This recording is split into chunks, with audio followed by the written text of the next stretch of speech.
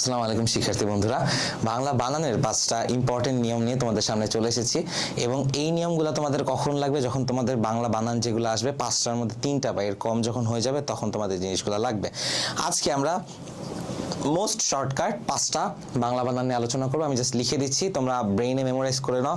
প্রথম কথা হলো একদম সোজা, রাইট? বিদেশি শব্দ দিয়ে আমরা শুরু করতেছি। বিদেশি শব্দে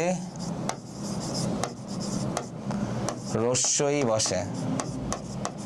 সেম রুল এখানে, বিদেশি শব্দে বয় শূন্য র বসে। বিদেশি শব্দে দন্তন্য বসে। তারপর তোমাদের এই যে 3টা রুল আমাদের মোটামুটি শেষ। বিদেশি শব্দে 3টা রুল।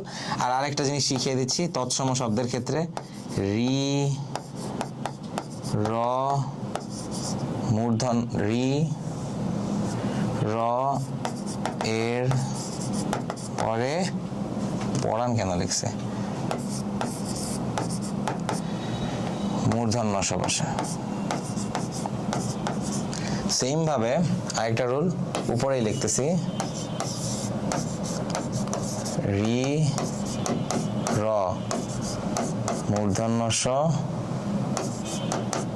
এর পরে মূর্ধন্য বসে।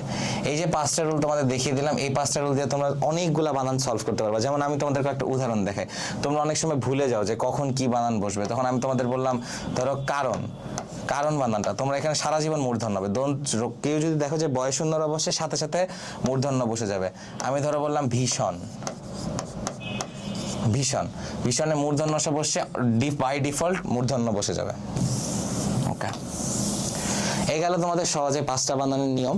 আর কখনো যদি ফেসে যাও এইচএসসিতে একান্তই, তখন আমরা চাইলেই 5টা বানানের নিয়ম ইউজ করতে পারো, ইনশাল্লাহ মুক্তি পাবা। যাই হোক, ধন্যবাদ।